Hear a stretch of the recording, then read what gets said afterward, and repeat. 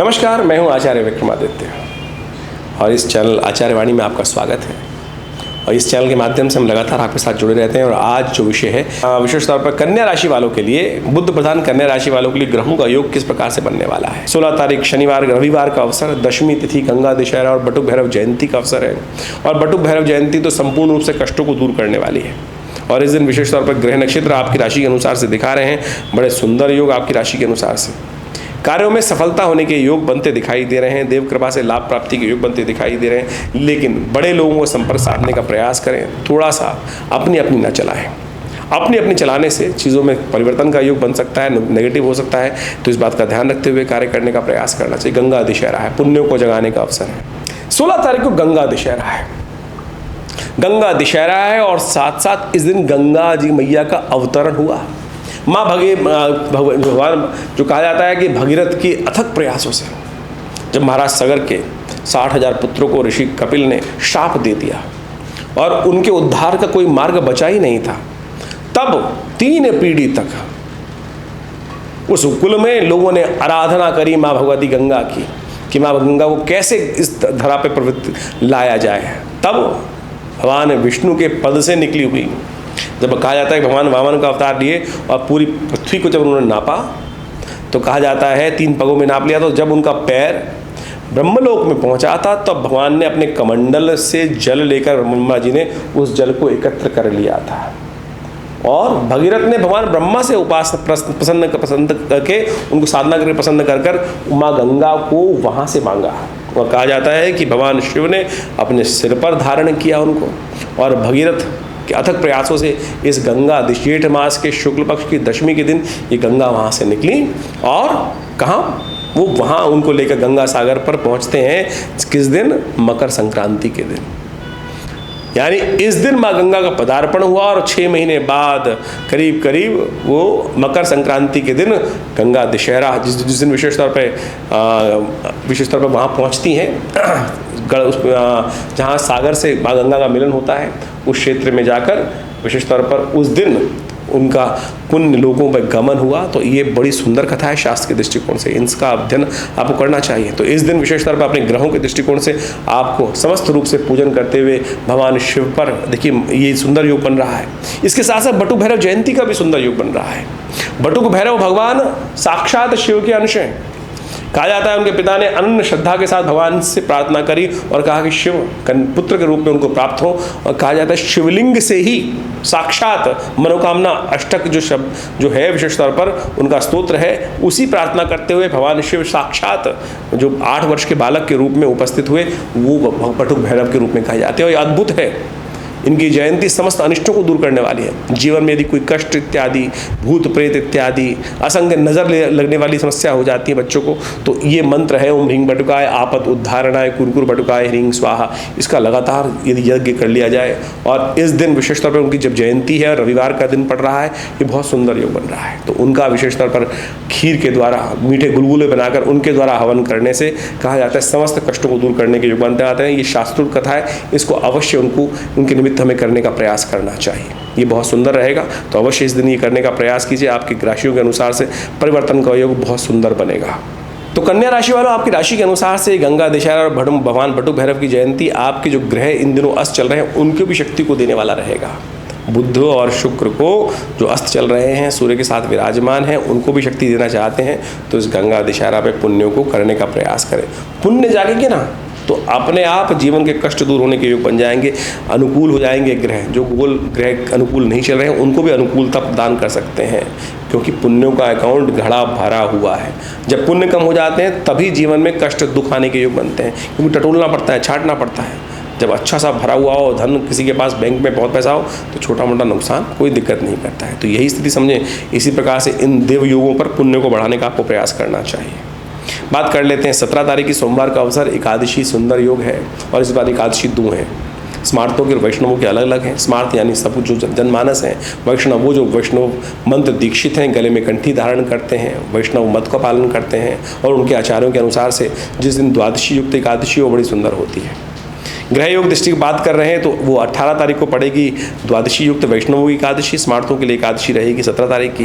ग्रहगण दृष्टिकोण से देखें तो 17 तारीख को एकादशी के योग के दिन चंद्रमा परिवर्तन करके तुला राशि में चले गए हैं और ये आपके लिए अनुकूल परिस्थिति बना रहे हैं, धन लाभ के योग बना रहे हैं, आगे बढ़ने के योग प्रशस्त कर सकते हैं। बड़े जन के आशीर्वाद से, सेवा से इस निर्जला एकादशी पर जल का दान करें, माता पिता की सेवा करें, उनका पुण्य आशीर्वाद लेने का प्रयास करें, गुरुजन का आशीर्वाद लेकर दावे के साथ कह रहे हैं, गुरुजन माता पिता का आशीर्वाद लेके आज की शुभ तिथि में जो कार्य करोगे उसमें कहीं ना कहीं पॉजिटिव ही होकर आओगे, बढ़कर आओगे, नेगेटिव होकर नहीं आओगे। तो ये बात ध्यान रखना, ये उपाय आपके लिए बहुत विशेष है। इस दिन 18 तारीख को मंगलवार का अवसर है, एकादशी है वैष्णवों को, जैसा हमने कहा, और उस दिन बुढ़वा मंगल का योग भी पड़ रहा है। तो देखिए कितना सुंदर योग बन गया है।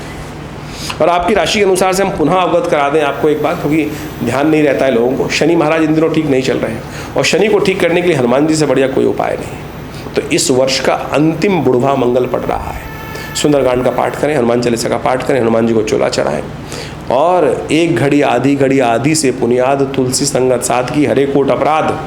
तो ये बात ध्यान रख लें, ये छोटा सा ये जो एक मुहूर्त है, इस समय में यदि आप कार्य कर लेंगे तो पूरे वर्ष शनि को बहुत कष्टों को दूर करने के योग बना सकते हैं। नहीं तो शनि आपके रोग बढ़ा रहा है, शनि आपके शत्रुओं को वृद्धि कर रहा है, कॉम्पिटिटर्स को शक्ति देने का प्रयास कर रहा है। तो ध्यान रखें, यदि जुर्माने बचना चाहते हैं तो ये उपाय करके कार्य कर लीजिए, कल्याण का योग बनेगा। हमने भी विवेकानंद योगाश्रम में इस दिन सुंदर तरीके से इस समस्त यज्ञ को रखा है, हनुमान जी के लिए निमित्त यज्ञ, सुंदरकांड का पाठ। आप भी इसमें सम्मिलित हो सकते हैं। शाम को 5 बजे से लेकर करीब करीब रात्रि में 11 बजे तक ये 100 मणि के भोग के साथ चलेगा। आपने निमित्त कराने के लिए भी आप व्यवस्था को समझ सकते हैं। 19 तारीख का बुधवार का अवसर और साथ साथ उस दिन द्वादशी तिथि है और प्रदोष का योग है। बुध चंद्रमा परिवर्तित होकर वृश्चिक राशि में जा रहे हैं और ये आपके लिए शिव की उपासना से सुंदर भाग्य को जगाने के रास्ते बना रहे हैं। प्रदोष का योग, शिव की आराधना, और यदि आप शिव की आराधना सुंदर तरीके से करेंगे तो ये गजकेसरी योग का जो निर्माण है, चंद्रमा थोड़े हल्के हैं, उसको प्रशस्त कर देंगे। शाम के समय शिव का ध्यान, शिव का अभिषेक, दही से, दूध से, पंचामृत से, बिल्व पत्र अर्पित करके कार्य करने का प्रयास करें। क्या करेगा बुध, क्या करेगा शुक्र, क्या करेगा शनि?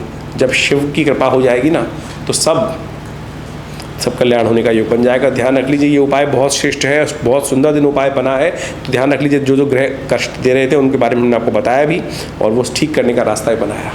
इस संसार में आधुनिकता के नाम पर समझें, हम कष्ट भोगने के लिए नहीं आए, आनंद भोगने के लिए आए हैं। और जहाँ डेफिशिएंसी हो, जब कमी, उसको ठीक करने के लिए ज्योतिष में भी उपाय बताए जाते हैं। तो उसके अनुसार से हमने मुहूर्त के दृष्टिकोण से आपको समस्त चीज़ों को अवगत कराने का प्रयास किया। तो अवश्य उसको ध्यान रखते हुए कार्य करें। 20 तारीख को बृहस्पतिवार का अवसर, त्रयोदशी तिथि है।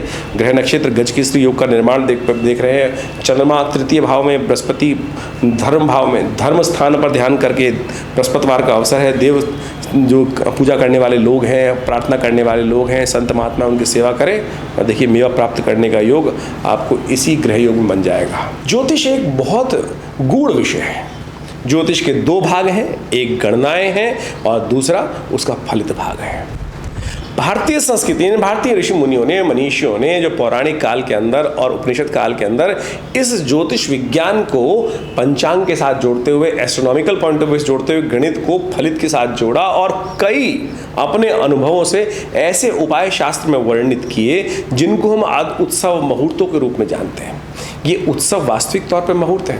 और हमने इस कार्यक्रम के माध्यम से, अपने आश्रम के माध्यम से जो अपना एक चैनल बनाया आचार्य वाणी, उसमें हम इन्हीं पौराणिक उपयोगों को लेकर, प्रयोगों को लेकर, पुरानी कथाओं के माध्यम से जो ये मुहूर्त आते हैं वही वास्तविक तौर पे आपके कष्टों का निवारण का योग बनते हैं। देखिए समझ लीजिए एक बात खास तौर पर, विशेष तौर पर ये जो मुहूर्त हैं, जैसे इस अभी आने वाले इन 10 दिनों में गंगा दशहरा, बटुक भैरव जयंती, धूम्रावती जी की जयंती, ग्रहों का परिवर्तन का योग, संक्रांति, एकादशी, ये सब जो पड़ रही हैं, ये विशेष तौर पर ये वो सुंदर मार्ग हैं, सुंदर वो मुहूर्त हैं जिनमें एक छोटा सा कर्म यदि सही दिशा में कर लिया जाए तो उसका कई गुना अधिक प्रभाव उत्पन्न होता है। आमतौर पर आज जो लोग जो ज्योतिष के अंतर्गत आ गए हैं, अपने आप को रखने का प्रयास करते हैं, वो सारे के सारे टोटके और फालतू जो विशेष तौर पर शास्त्रोक्त नहीं है, उन प्रयोगों को लोगों के समक्ष रखने का प्रयास करते हैं और भ्रांति ऐसी उपस्थित कर देते हैं कि वो शास्त्र के साथ सम्मत बात कर रहे हैं। तो ज्योतिष टोटकों का विज्ञान नहीं है। ज्योतिष के साथ साथ यदि अध्यात्म को और शास्त्र पुराणों को, वैदिक कथाओं को, वैदिक रहस्यों को यदि समझने का प्रयास करें, हमने उसी को जोड़ के आपके समक्ष इन समस्त उपायों को बताने का प्रयास किया। और उन उपायों को आप सही रूप में, सही दिशा में, हमारे मनीषी गणों ने जो व्यवस्था करी, पंचांग के दृष्टिकोण से आप देखें, हर रोज़ कोई ना कोई उत्सव है। भारतीय संस्कृति एक ऐसी संस्कृति है जिसमें हर रोज़ कोई उत्सव है। हमारे यहाँ मरण दिन नहीं मनाया जाता, मरण दिन नहीं मनाया जाता। हमारे यहाँ सब आनंद उत्सव है। जीवंत संस्कृति है भारतीय संस्कृति। और नई दिशा, नया सूर्य, नया कुछ उत्पन्न करने के लिए, नया लाभ देने के लिए उत्पन्न होता है हर रोज़, उदय होता है हर रोज़। तो हम उस रूप में अपनी संस्कृति को समझते हुए कार्य करें तो बड़ा सुंदर रहेगा आपके जीवन। देखिए, जीवन में सुख और दुख एक पहिए के समान है, चलते रहते हैं, आता जाता है। तो वो परिवर्तन की तरफ है, कोई भी चीज़ स्थायी नहीं है। बस विश्वास जगाना है, सही दिशा पकड़नी है। और अभी जो हम ज्योतिष के दृष्टिकोण से आपके समक्ष ये सारी बातें बता रहे हैं, ये सारी की सारी गोचर के दृष्टिकोण से, आपकी राशि, जन्म राशि कौन सी है, चंद्रमा कहाँ विराजमान है, वो चंद्र राशि मानी जाती है। और उसके हिसाब से किस लग्न में जन्म हुआ है, वो आपकी लग्न राशि मानी जाती है। तो उन सबको समझकर ज्योतिष की गणनाओं को आपके जीवन में उतारने का, हमको समझने का और फिर आपको बताने का प्रयास किया जाता है। हम यहाँ राशि के गोचर के प्रभाव के अनुसार से आपको बताते हैं। आपकी जन्म लग्न को और राशि को कोरिलेट कर आप दोनों भविष्यवालों को समझ सकते हैं। और देखिएगा, फिर दोनों को मिलाकर आप सुंदर तरीके से अपने भविष्य को सुंदर तरीके से समझने का प्रयास कर सकते हैं। कई लोगों के प्रश्न हमारे पास लिख के आते हैं।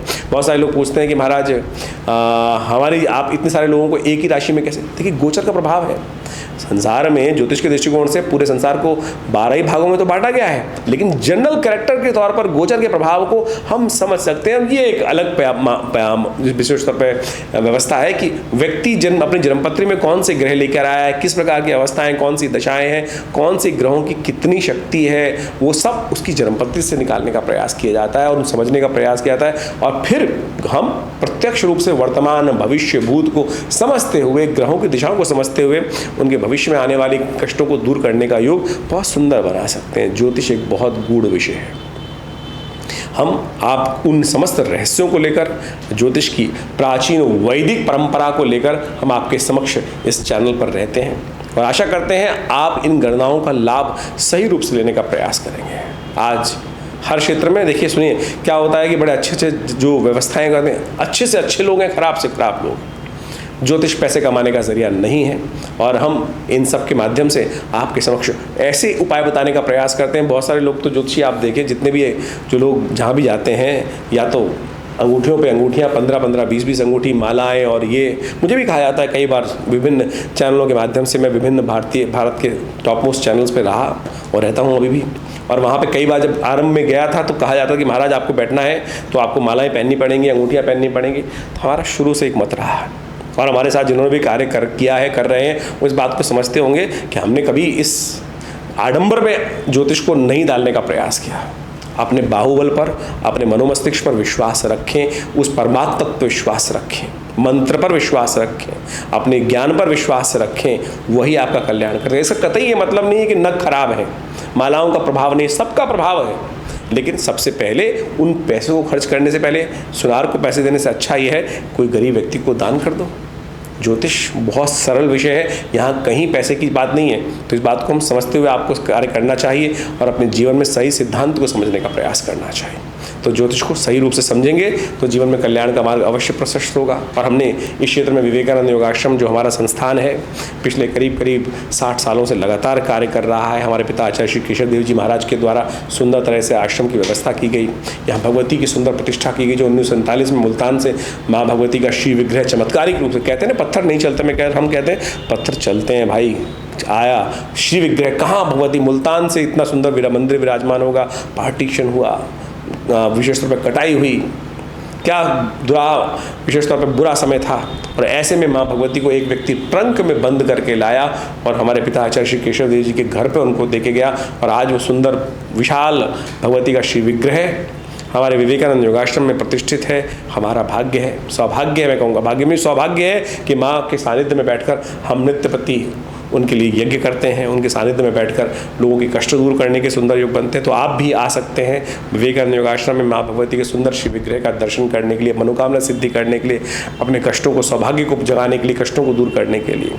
हमारे आश्रम पर नित्य 8 घंटे आज भी यज्ञ होता है और बहुत सारे भारतीय पराविद्याओं पर पिछले करीब 50-60 सालों से लगातार शोध चल रहा है। मुद्रा विज्ञान के द्वारा, विभिन्न यज्ञ मंत्र के द्वारा, विभिन्न प्रकार से कई शोध के कार्य किए गए हैं। हॉस्पिटल बनाया गया योग विज्ञान का, प्राकृतिक चिकित्सा का, आयुर्वेद का, जो भारत सरकार के साथ कार्य कर रहा है, पैनल पर है दिल्ली गवर्नमेंट के, सेंट्रल गवर्नमेंट के, और समस्त प्रकार से हज़ारों लोग इस सुविधाओं का लाभ ले रहे हैं।